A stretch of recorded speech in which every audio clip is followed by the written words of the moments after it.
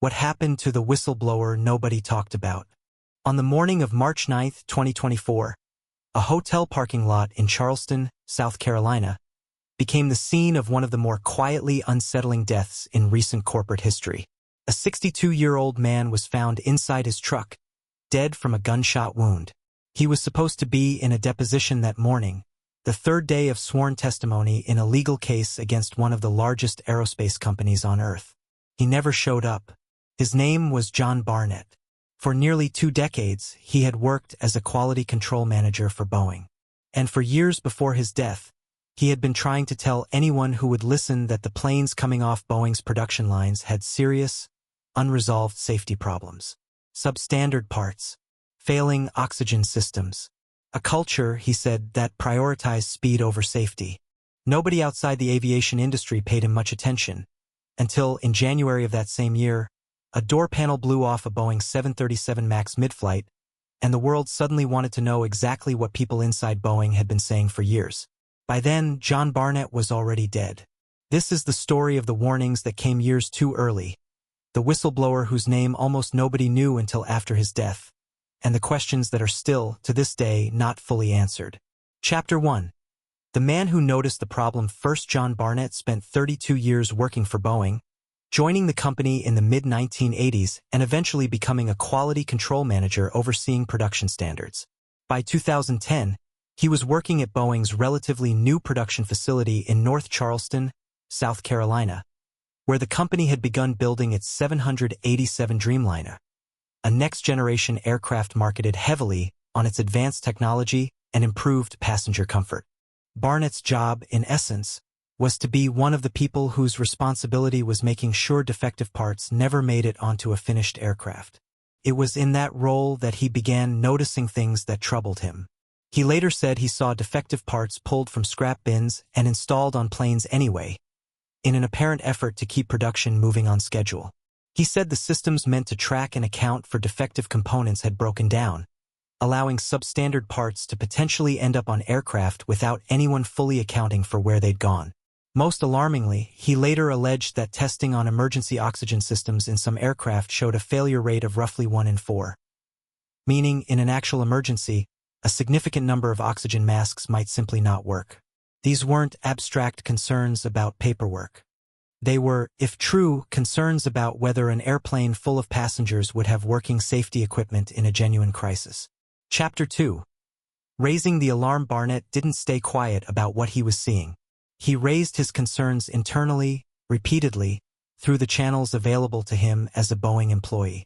According to his later accounts and his family statements, those internal complaints were met largely with inaction from the managers responsible for addressing them.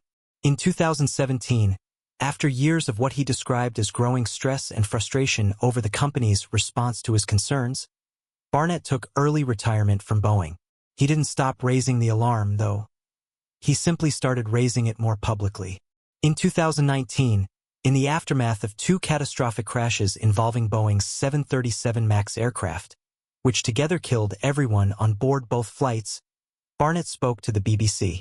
He told them that workers at Boeing's South Carolina factory had, in some cases, deliberately installed parts that were known to be defective in order to keep production schedules moving. He detailed the oxygen system failures. He detailed the missing parts. He detailed a corporate culture that, in his account, consistently prioritized speed and output over careful verification.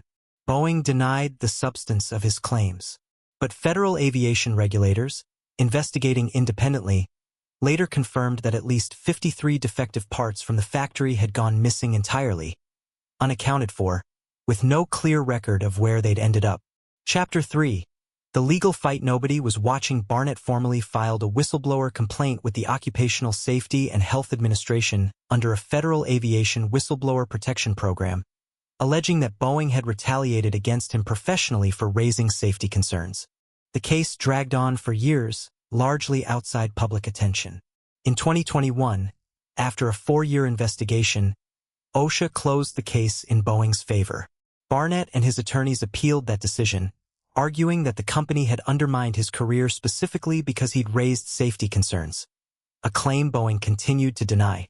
Separately, Barnett filed a defamation lawsuit against Boeing, alleging the company had deliberately damaged his professional reputation in response to his public statements. By early 2024, that lawsuit had finally reached the deposition stage, the formal process where both sides question witnesses under oath before a case can move toward trial. For years, this had been a quiet legal battle between one former employee and one of the largest companies in the world, generating relatively little outside attention. That was about to change, for reasons that had nothing directly to do with Barnett himself. Chapter 4.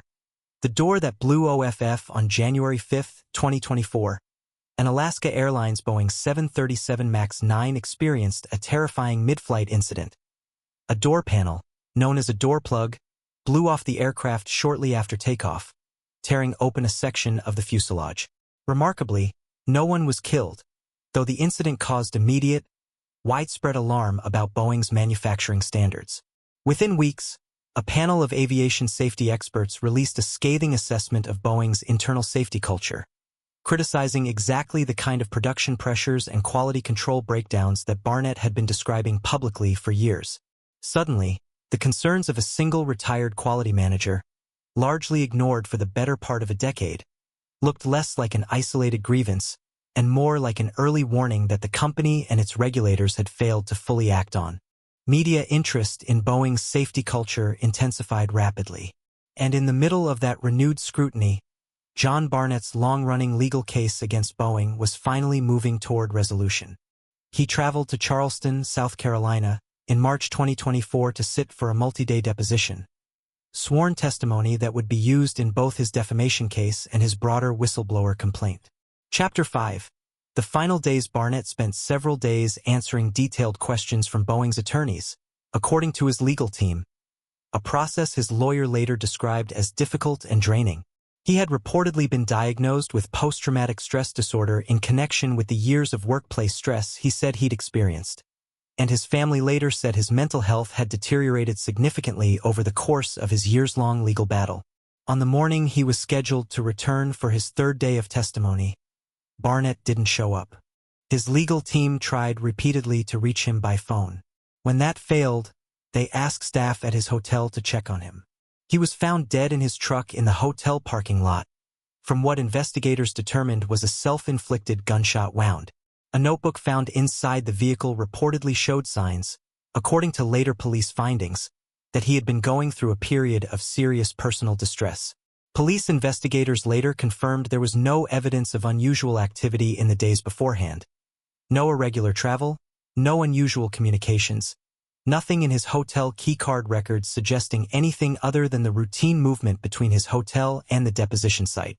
In May 2024, following a multi-month investigation, the Charleston County Coroner's Office and police formally ruled Barnett's death a suicide. Chapter 6. The fight that continued without him. Barnett's death didn't end his legal case. It transferred to his estate, continued on his behalf by his family and legal team. In 2025, roughly a year after his death, Barnett's family filed a wrongful death lawsuit against Boeing, arguing that the company's alleged campaign of professional retaliation against him, described by his attorneys as harassment intended to discourage, discredit, and ultimately break him, was the direct and foreseeable cause of the severe psychological distress that led to his death. The lawsuit didn't claim Boeing directly caused his death in any immediate sense. It argued something more specific, that years of alleged corporate retaliation had inflicted genuine, foreseeable psychological harm on a man who had, from the beginning, simply been trying to get a major aerospace company to take its own safety failures seriously. Boeing, in its public statement following Barnett's death, said it had reviewed and addressed the quality concerns he'd raised before his 2017 retirement, and referred further questions to OSHA's original 2020 disposition of his claims. His attorneys, in a statement following the coroner's findings, said plainly that whether or not Boeing intended his death, the company's conduct was, in their view, the clear and foreseeable cause of it. Closing. John Barnett spent the final years of his life trying to force a conversation about airplane safety that almost nobody outside his own industry wanted to have. For years, his warnings sat in regulatory filings and closed OSHA cases, largely unnoticed by the public boarding Boeing aircraft every single day. It took an actual door blowing off a plane mid-flight for the wider world to seriously reconsider what he'd been saying since 2019.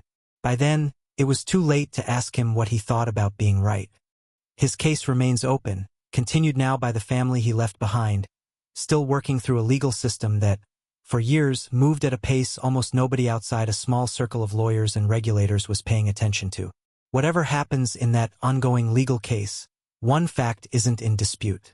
A man spent years trying to warn people about a problem that turned out to be real, specific, and eventually visible to the entire world. And for most of that time, almost no one outside a courtroom was listening. Every story leaves a trace. This has been traced.